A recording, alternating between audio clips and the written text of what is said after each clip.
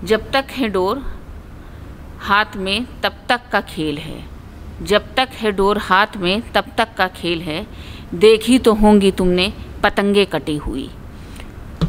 तो मैंने ये शेर इसलिए पढ़ा क्योंकि ये जो डोर है पतंग की या केसीआर की, वो डोर मोदी जी के हाथ में है।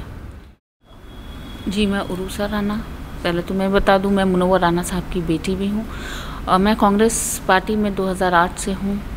मैंने 2022 में कंटेस्ट किया एज ए MLA फ्रॉम पूर्वा उन्नाव, एक डिस्ट्रिक्ट है वहाँ से जो प्रियंका जी ने मुझे टिकट दिया। मेरी खुशनसीबी है कि मुझे मौका मिला और मैं महिला वाइस प्रेसिडेंट उत्तर प्रदेश हूँ। बहन, आप लोग पिछले कई दिनों से आप हैदराबाद में हैं, यहाँ के तेलंगाना के इलेक्शन को आप कैसे देखती हैं? बड़ा, क्योंकि मैं इससे पहले गुजरात की भी ऑब्जर्वर रही और कर्नाटका में भी रही, वहाँ से यहाँ काफ़ी फ़र्क है हर चीज़ में। लेकिन जो अभी हम देख रहे हैं इंशाल्लाह, जो आवाम जो चाह रही है वो भी चेंज चाह रही है, क्योंकि केसीआर हो वैसी हो, इन सब से थक चुकी है। इन्होंने जितना ठग लिया, जितने धोखे दे दिए, अब मुसलमान ख़ास तौर से चाह रहा है कि नहीं, अब कांग्रेस आए। अच्छा, मेरा एक सवाल ये है बहन कि मुसलमान कांग्रेस का क्यों साथ है? मुसलमान को कांग्रेस का इसलिए साथ देना चाहिए क्योंकि कभी भी कोई भी मुश्किलात आती है ना। आपने देखा जब मोब लीचिंग शुरू हुआ था, यूपी में मोब लीचिंग हो रही थी, NRC CA हुआ, वो लीड हम लोग कर रहे थे। कोई भी तकलीफ़ में हम लोग गुजरते हैं तो सबसे पहले, अब पैलेस्टाइन देख ले जो अभी हाल ही में जो हो रहा है, वहाँ पे सबसे पहले आवाज़ कोई उठाता है तो कांग्रेस पार्टी उठाती है और राहुल जी, प्रियंका जी उठाते हैं। तो लाजमी है अब हम लोगों को, सबको, ख़ास तौर से मुसलमानों को ये चीज़ सोचनी चाहिए और कि हुकूमत ना होते हुए भी कांग्रेस पार्टी इतना काम कर रही है, इतना साथ दे रही है। इंशाल्लाह जब हुकूमत के साथ हम सेंट्रल में बैठेंगे तो हम और ताकत से उनकी मदद कर सकते हैं और आगे आ सकते हैं। तो इसलिए आवाम को, मुसलमानों को सोचना चाहिए और कांग्रेस को वोट करना चाहिए। तो हर लड़ाई के लिए जो हमारी लड़ाई है, जो अगर हमारे साथ कोई खड़ा है तो कांग्रेस पार्टी खड़ी है, प्रियंका जी, राहुल जी खड़े हैं। तो हम मुसलमानों को भी अब वक्त आ गया है कि अब उनका साथ दें और कांग्रेस इंशाल्लाह बहुमत से जीतने जा रही है। यहाँ तेलंगाना में भी इंशाल्लाह हम जीतेंगे बहुत अच्छे से। केसीआर ने कहा था 12% हम मुसलमानों को देंगे 4 महीने में, जब मेरी हुकूमत आई। 4 महीने क्या, कितने 10 साल हो गए, अभी तक 12% तो छोड़ दिए, 5% भी नहीं किया गया। वही कांग्रेस ने जो 4% दे रही है, उसी से जो मुसलमानों को फ़ायदा पहुंचा वही पहुंचा, बस। वो भी कांग्रेस की देन, इन्हीं ने क्या किया। मस्जिद, ये बाबरी मस्जिद की बात करते हैं, ठीक है, बिल्कुल हमें भी तकलीफ़ है क्योंकि वो मेरी मस्जिद है। कहीं भी मस्जिद शहीद होती है तो लाजमी है, हम सब का एक आस्था, एक वो जुड़ा है, हमें तकलीफ़ होती है, होना भी चाहिए। लेकिन आप ये बताइए, यहाँ पे 8 मस्जिद शहीद हुई, उसके बारे में क्या कहेंगे ओवैसी जी? कैसे शहीद हुई, कौन लोग थे उस पीछे उसके? तो जिम्मेदारी किसकी बनती है? आप तो इतने हमदर्द हैं मुसलमानों के, तो आप क्यों नहीं आवाज़ उठा रहे हैं? आप बाबरी मस्जिद की तो बड़ी आवाज़ उठाते हैं कि ये है वो है, ठीक है, तो 8 मस्जिद, वो भी तो मस्जिदें हैं हमारी जहाँ नमाज़ पढ़ते हैं हम लोग, उसकी आवाज़ क्यों नहीं उठाई ओवैसी साहब ने? सब जानते हैं, पूरा हिंदुस्तान अब जानता है कि ओवैसी, केसीआर और ये बीजेपी, ये तीनों एक हैं, तीनों एक दूसरे का फ़ायदा करती है। देखिए, इससे साफ पता चलता है कि उन्हें अज़हरुद्दीन से डर है, क्योंकि लाजमी है वो किसी उसके तारुफ के मोहताज नहीं है, क्योंकि उनकी पूरी हिंदुस्तान के पूरी दुनिया में उनका नाम है। तो ये कैंडिडेट आराम से जीतेंगे अज़हरुद्दीन साहब। और दूसरी बात, जहाँ तक केसीआर की आप बात कर रहे हैं, ओवैसी साहब की बात कर रहे हैं, तो ये सब एक डोर है जो मोदी के हाथ में है।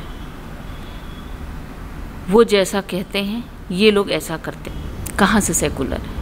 आपने देखा जो मोदी जी के साथ इनकी तस्वीरें आपने देखी, अमित शाह के साथ तस्वीरें देखी, ओवैसी साहब की आपने तस्वीरें देखी, हाँ, ऐसे सामने आप ये बताइए। अच्छा, केसीआर, ठीक है, ओवैसी, ये लोग खुल के बीजेपी को बोलते हैं आवाम के सामने, हैदराबाद के,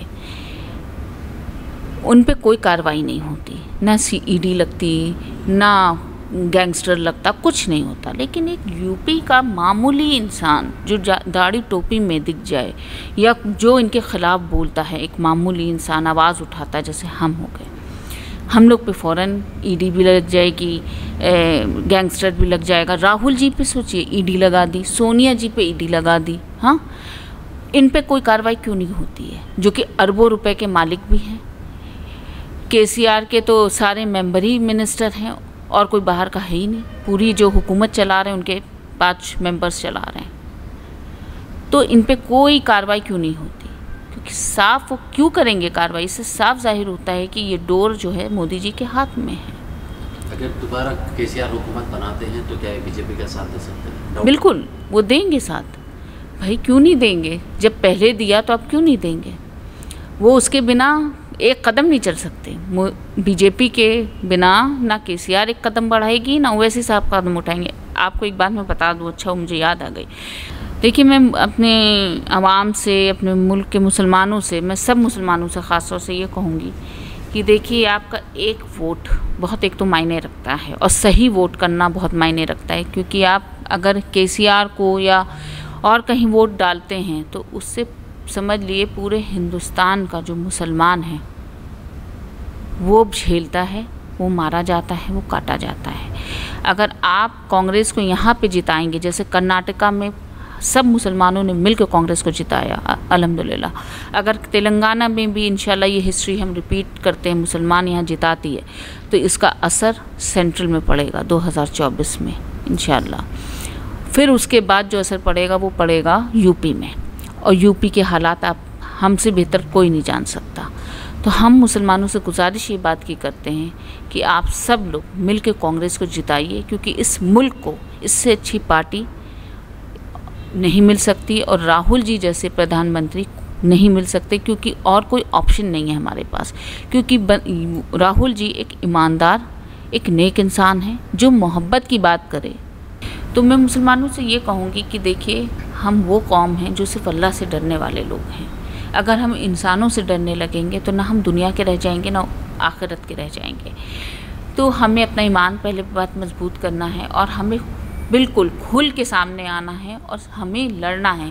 क्योंकि हक़ की लड़ाई, अल्लाह ने कहा है, अपनी हक़ की आवाज़ खुद उठाओ।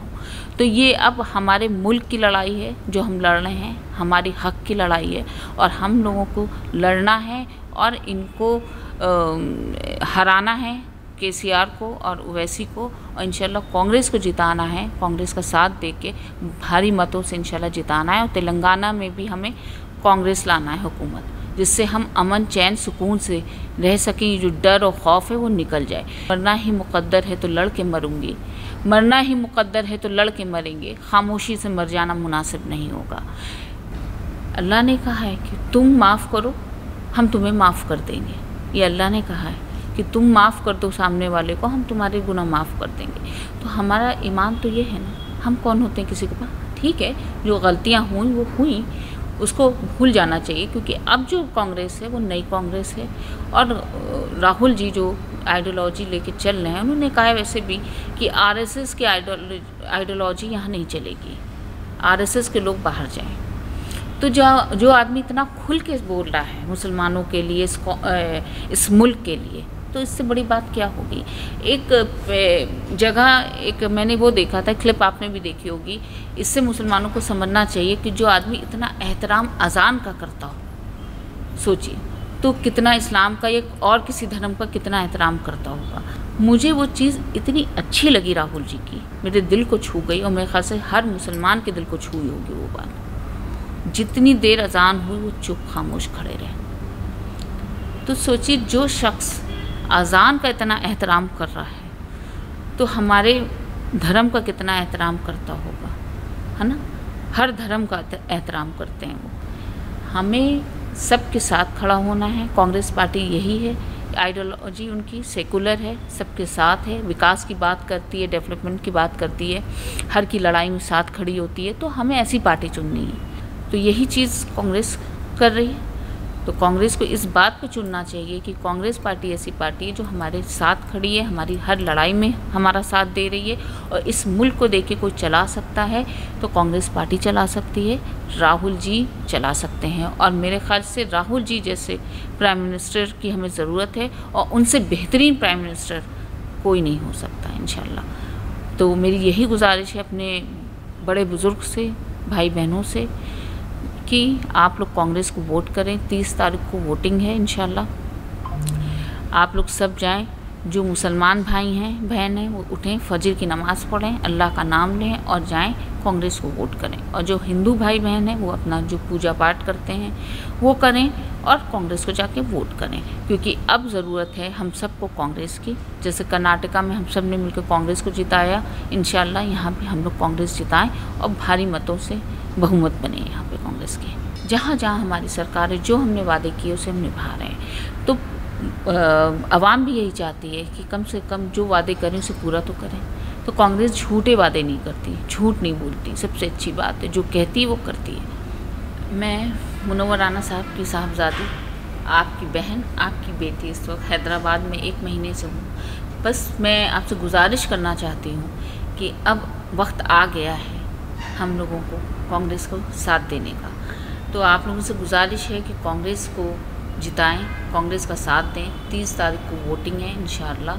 जाके कांग्रेस को का बटन, हाथ का बटन दबाएं और कांग्रेस को भारी मतों से जिताएं इंशाल्लाह, क्योंकि इस मुल्क को, हम सबको कांग्रेस की ज़रूरत है। तो मेरी आवाम से यही गुजारिश है।